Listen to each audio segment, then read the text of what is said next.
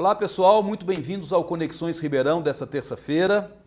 Estamos aqui com mais um programa pela TV+, canal 22 e 522 da NET. E hoje é com grande prazer, com grande alegria que nós estamos recebendo a professora Rita Fantini de Lima, ela que é professora da arquitetura da nossa faculdade aqui de Ribeirão Preto, do Moura Lacerda, né?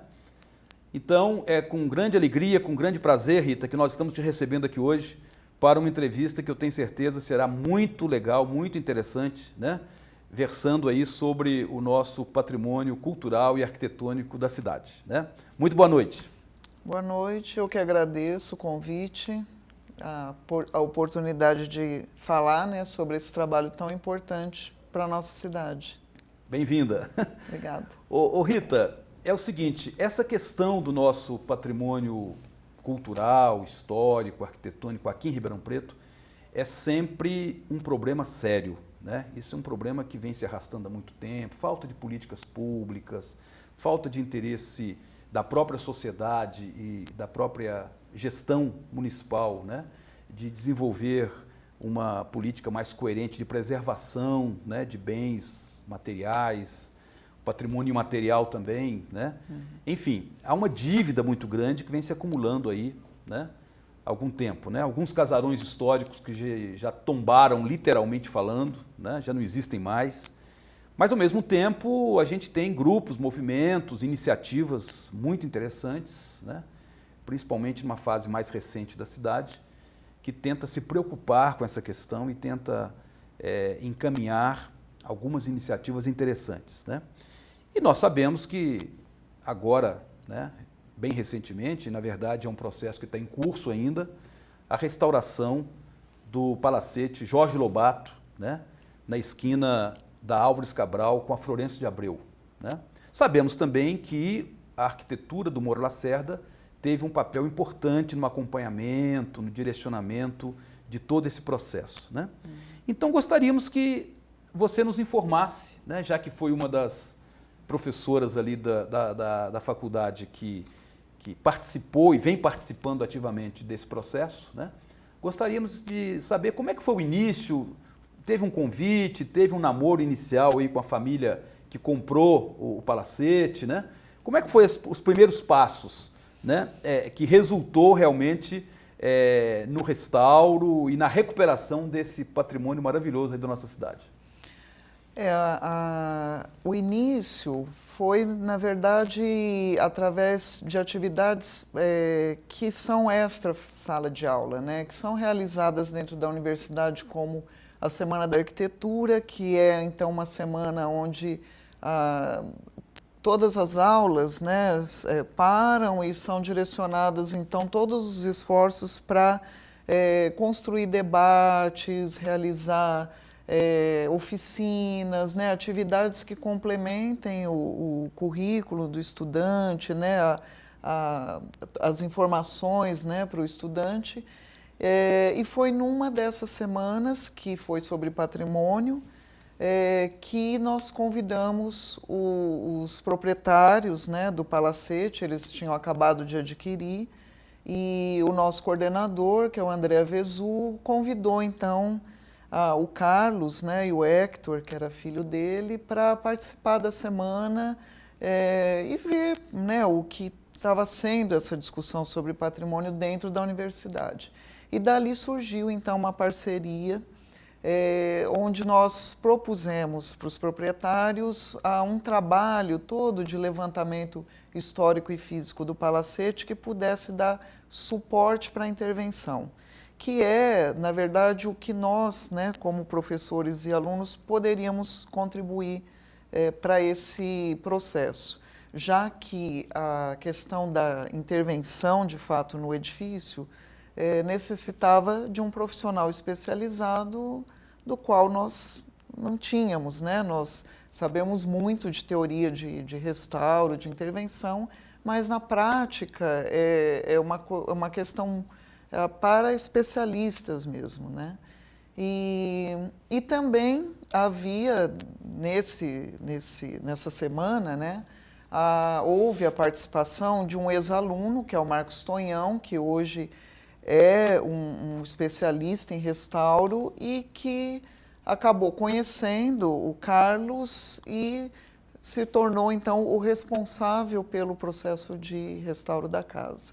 Então, assim, foi feito, nós temos um núcleo de projeto que realiza trabalhos para a comunidade, né? É uma parceria da universidade com a comunidade e, através desse núcleo, o nosso trabalho se iniciou.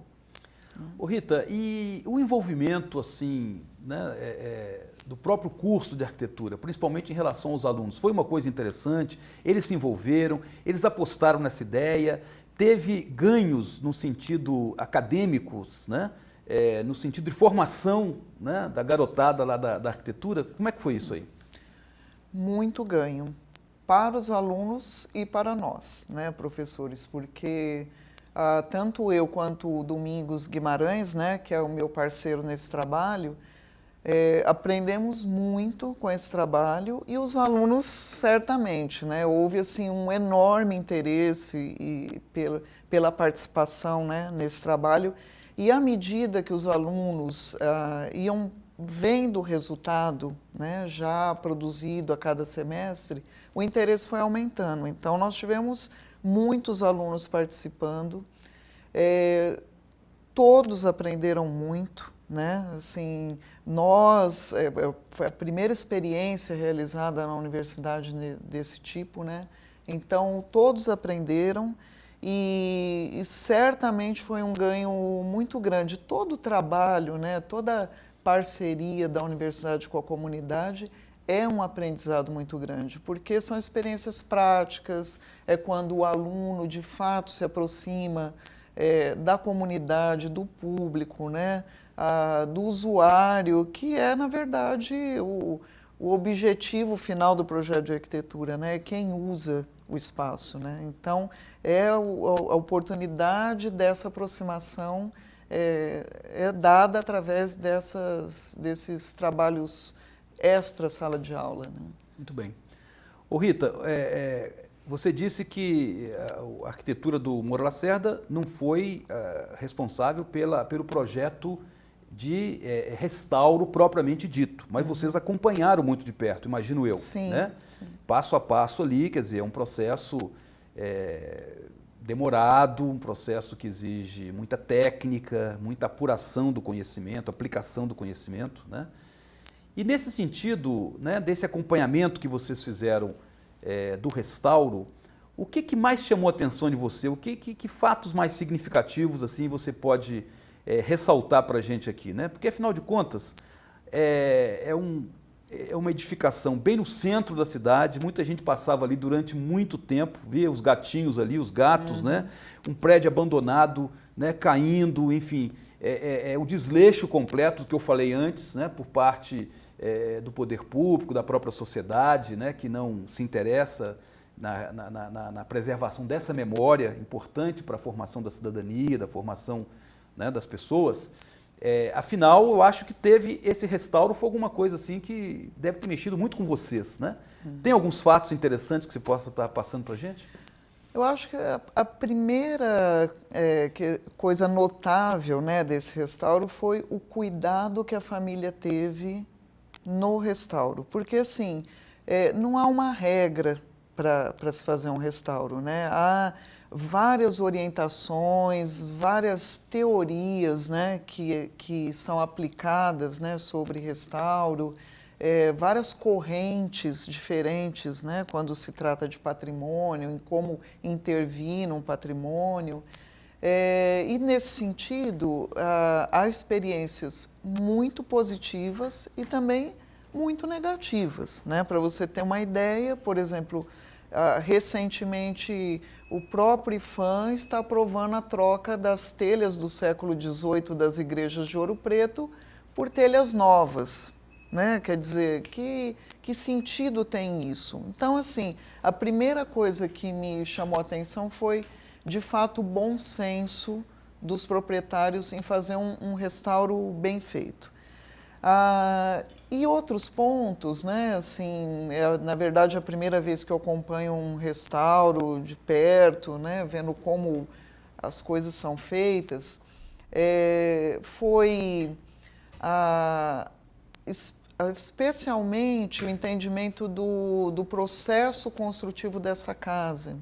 Então, me impressionou muito o trabalho com todo o revestimento da casa, né? Não se usava cimento na época nos rebocos, então foi retirado um pedaço do reboco, foi feito um teste fora e foi identificado o traço, que era um traço só de cal e areia. Então, todo o revestimento que vem sobre os tijolos, né, nessa casa, ele é feito com cal, que é queimado, fica dias lá, né, nesse processo, depois é misturado com uma areia específica, tem várias camadas, né, para rebocar esses tijolos. Então, isso me impressionou muito, né, o cuidado, o resultado final, né, do restauro. E também, né, assim, o cuidado com o restauro dos vitrais também foi bem impressionante. O vitral principal, que é do Jorge Lobato, ele foi todo retirado da estrutura, foi para Campinas ser restaurado e foi recolocado no local, né? Então, tudo muito cuidadoso, né, muito preciso. Então, isso já é notável no processo de restauro. Foi o que mais nos impressionou, né, durante o processo. Muito interessante. Ô Rita, e a sociedade como um todo, a mídia, os veículos de comunicação, estão acompanhando, quer dizer, essa interação com a sociedade, porque, no fundo, um processo desses em que vocês estão participando, através do curso de arquitetura, é, sem dúvida, um processo de formação não só dos alunos, mas das próprias pessoas. Uhum. É quase um processo de educação patrimonial que é possível estar fazendo em torno desse projeto, né? Como é que foi essa repercussão e essa interação com a sociedade? Olha, foi, assim, surpreendente positivamente, né? Assim, nós esperávamos que houvesse uma repercussão, né, desse processo todo, mas, de fato, foi muito mais do que nós imaginávamos, a ponto de, nos primeiros 6 meses, nós praticamente não conseguimos trabalhar, de tantas entrevistas, né, que tínhamos que fazer, tamanha repercussão que teve esse trabalho, né? Interessante, muito interessante, né? Vamos dar um intervalinho, daqui a pouco a gente volta, daqui a um minutinho a gente volta para continuar essa conversa aqui.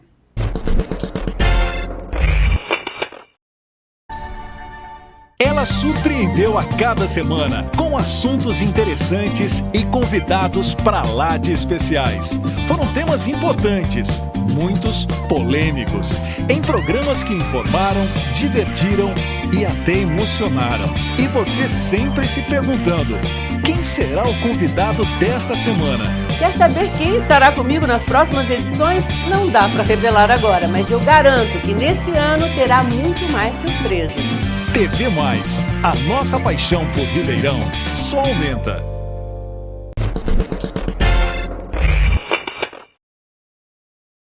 Olá pessoal, de volta aqui, né, na conversa deste Conexões dessa terça-feira com a professora Rita Fantini de Lima, da arquitetura, né, do Moura Lacerda, falando do restauro do Palacete Jorge Lobato, aqui em Ribeirão Preto. Professora, teve dificuldades, né? Porque até agora a gente percebeu assim, que foi uma notícia alvissareira muito interessante, né? Que pode talvez estar inaugurando um novo projeto de participação da sociedade nessa preservação da nossa memória, da história, do patrimônio arquitetônico da cidade e tal, né? Mas a gente sabe também que tem dificuldades, né? Até pela falta de tradição da cidade lidar com essa questão de forma mais cidadã, diríamos assim, né? Pode colocar para a gente algumas dificuldades técnicas para início dessa conversa aqui? Sim, assim, a primeira em relação ao nosso trabalho especificamente, né, o trabalho da universidade com os proprietários, é que a universidade ela funciona dentro do calendário, né, escolar. Então, por exemplo, a gente conta com os alunos durante o ano período letivo, né? Então, férias nós já não podemos contar com eles. Então, o trabalho ele não é ininterrupto, né? Ele funciona só nos dias letivos. Então, isso para nós, né, gera uma certa dificuldade, mas como é o primeiro trabalho, nós estamos aprendendo também com esse processo, né, em como administrar melhor esse tempo. Outra questão como o nosso trabalho era o levantamento histórico e físico, a dificuldade em se conseguir documentos sobre a casa, a quantidade de informações equivocadas, né, sobre a história da casa, mas isso também é o trabalho histórico, né, descobrir onde é que estão essas falhas. Trabalho de pesquisa, né? Exigiu muita pesquisa, imagino. É um trabalho de detetive mesmo, né, de você ir costurando informações e vendo onde é que estão as informações que não estão tão corretas, e claro que ainda há muita coisa a ser descoberta, mas há uma dificuldade enorme, porque muita coisa se perdeu, o mobiliário foi dividido entre a família, então há muita coisa que poderia facilitar, né, esse processo de construção histórica, fica um pouco mais complicado pela dificuldade em acessar determinados documentos. A outra questão é assim, a própria, mas isso nem sei se é negativo, né? Eu acho que até, de certa forma, é positivo, que é o quanto a sociedade ficou atenta a esse processo e no começo, inclusive, com muita desconfiança, né? O que fizeram com os gatos? Por que cortaram as árvores? Quem autorizou cortar as árvores? O que é que vão fazer, né? No começo até, né, a gente assustou com essa reação, mas que no fundo foi muito positiva. Significa que as pessoas estão atentas ao patrimônio, estão atentas ao que está sendo feito, né? Então, no começo houveram muitas críticas, né? Mataram os gatos. Não, tudo foi feito com muito cuidado. Afinal, né? para onde foram os gatos, professora? Foram a AVA, né, que é a Associação Vida Animal, que cuida, né, desse tipo de situação, foi lá, recolheu os animais, olha só que interessante, castraram, colocaram para doação. Inclusive, um dos processos de doação foi feito no próprio Palacete, né? As árvores também que foram retiradas, né, foram todas feitas com orientação, né, de gente especializada, dizendo o que podia ou não podia ser retirado, enfim, tudo com muito cuidado. Já o grande problema, né, que ainda continuamos enfrentando, aí, especialmente a família que adquiriu o imóvel, é com o poder público. Né? Então, até hoje, nós não temos uma aprovação do projeto, porque a diretoria do Compac foi destituída, agora foi recentemente, né, montada novamente, mas o processo está parado, então ainda não foi aprovado. Há um projeto de um anexo, né, no fundo da casa, que vai apoiar o novo uso do palacete, mas que está lá o processo parado porque precisa do Compac para aprovação. Essa diretoria foi recentemente, né, empossada, então a gente, né, os proprietários estão nessa situação, fazendo tudo com o maior cuidado, né, assim, seguindo todas as regras de restauro à risca, mas não tendo uma contrapartida aí do poder público, infelizmente. E é uma questão que já se arrasta há muito tempo, né? A dificuldade que tem o poder público para atuar na área de patrimônio, né? Historicamente, uma dificuldade de funcionamento do próprio Compac, né? De respeitar o que se decide, o que se determina ali, né? Agora, tomara que isso se resolva logo, né? Porque o Compac ficou praticamente desativado mais de um ano, Sim. Né? E todos esses processos parados, inclusive do Palacete Jorge Lobato, né? Professora, mas eu queria saber também o seguinte, qual vai ser a destinação daquele espaço? Ou seja, o uso social, né? O econômico que a família Lopes pretende dar ao palacete, né? Fala um pouco para a gente também a respeito disso. A ideia da família é tornar o edifício aberto mesmo, né, à sociedade, à visitação.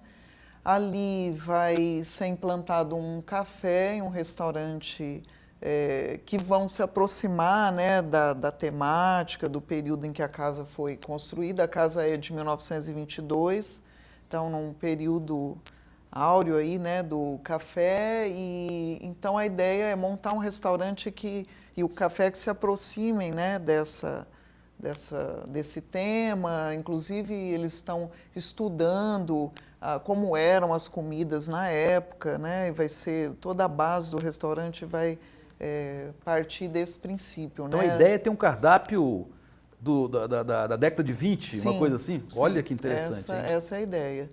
Além disso, abrir espaços, por exemplo, para a exposição de artistas locais, né? E mesmo a proposta dos proprietários é mesmo que você não vá lá usar o restaurante, consumir algo no café, que você vá visitar a casa. A casa vai estar aberta à visitação, né? Então, é uma proposta muito bonita, assim, né? De você adquirir um imóvel e, de certa forma, ainda que ele seja privado, você oferecê-lo, né, à sociedade de alguma forma, né, assim, devolvê-lo, né, à cidade. E tomara que essa iniciativa da família Lopes, né, de abraçar esse projeto e devolvê-lo, como a senhora bem disse, para a comunidade, né, tomara que ele sirva de exemplo. E parece que já está servindo de exemplo, né? Sim. A gente tem notícia bem recente da aquisição da casa Camilo de Matos, né, na esquina da Tibiriçá com a Duque de Caxias, né, que é outro patrimônio belíssimo, bem no centro ali da Praça 15, adquirido por um grupo de comerciantes da cidade, do centro da cidade, e que mais ou menos parece que tem um projeto semelhante. Então, né? parece que sim, ainda não sabemos exatamente, né, o que vai ser feito lá, mas só o fato de já haver interesse, né, em um particular adquirir um palacete como esse, mostra o quanto o exemplo, né, do palacete Jorge Lobato está sendo importante para a cidade, né? E significa também que o patrimônio nem sempre é um elefante branco, um investimento que não tem retorno. Basta ver vários exemplos importantes no Brasil e fora do Brasil, né? Por que é que a gente viaja para os países estrangeiros para ver arquitetura e aqui não se investe na arquitetura, né? Ou seja, a arquitetura ela tem sim um grande poder econômico, cultural, né? Que nós estamos aprendendo agora isso, né? A questão do patrimônio é ainda muito recente no Brasil, né? Nós estamos... A valorização disso, né, professora? Nós estamos engatinhando ainda nesse processo, aprendendo com o processo, mas eu acho que há exemplos já muito positivos como esse, né? Você vê que ele já está replicando outras ações pela cidade. E o que mais nos chama atenção, né, é a família Lopes ter abraçado isso, né? A senhora tem mais alguma informação? Eles tinham arquitetos na família, afinal, tinham uma certa vocação para se interessar por essa área, professora? Sim, os filhos do Carlos, a Ingrid é arquiteta, né, o Hector é engenheiro, ambos formados no Moura Lacerda. E eles gostavam muito da casa, né? Já passavam lá, tinham interesse pela casa. Foram criando um amor por aquele espaço ali. Isso. E o pai, então, viu ali uma oportunidade de negócio também, né?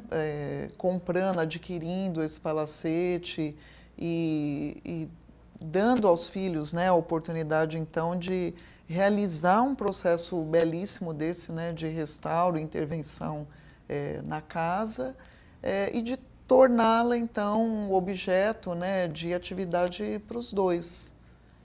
Então são, na verdade, uma família que tinha um arquiteto e um engenheiro. Sim. E eles participaram, assim, como é que foi a participação da família nesse processo? Tanto junto ao Marcos Tonhão, Marcos Tonhão. que é o restaurador oficial, Aham. e junto a vocês lá na arquitetura. Como é que foi essa parceria, assim, no dia a dia? Como é que foi? Eles acompanharam todo o processo, né? E eles são os responsáveis pelo projeto do anexo e das intervenções técnicas. Então, a casa teve que sofrer um reforço estrutural, porque ela estava com problemas de estrutura.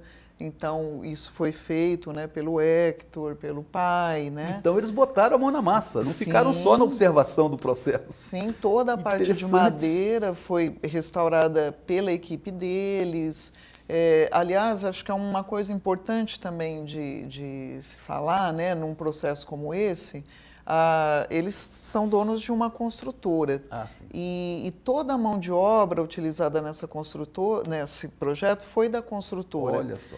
Então, formou-se a partir daí também uma mão de obra especializada para atuar em outros edifícios da cidade quando for o caso. Né? Ou Muito seja, interessante. replicou-se também uma mão de obra, né, para a cidade a partir desse processo. Estão ganhando conhecimento, estão sendo treinados, quem sabe, Uhum. né? Em outros projetos é esse pessoal que vai estar lá atuando também. Né? Esperamos que sim. Professora Rita Fantini de Lima, foi muito boa a nossa conversa, né? Para falar de um assunto que a mim interessa assim, com todo carinho, com toda, né? Eu que já sou historiador, trabalho com história de Ribeirão, e essa questão da preservação da memória e da educação patrimonial me interessa muito, né? Então, realmente, essa entrevista vai ficar marcada, viu? Isso aí nós vamos divulgar bastante, vamos falar para vocês o dia que vai ser veiculado na TV, né? Que vocês possam estar divulgando entre os alunos, enfim, né? E tenho certeza que de outras vezes a gente vai poder contar também com a sua participação aqui, quem sabe falando de outros projetos de restauro em Ribeirão Preto. Muito obrigado pela sua presença. Eu que agradeço, espero ter contribuído aí com as informações sobre o Palacete e também espero estar aqui outras vezes falando de outros projetos desse tipo. A cidade merece, né? Sim. Vamos torcer para isso acontecer de verdade. Gente, foi muito boa aí a nossa conversa hoje no Conexões Ribeirão, né? Convidamos vocês aí para a próxima terça-feira, 9h30 da noite, aqui na TV Mais, né? Uma outra sensacional entrevista versando sobre um assunto de interesse de toda a nossa cidade, de toda a nossa comunidade. Então, até lá!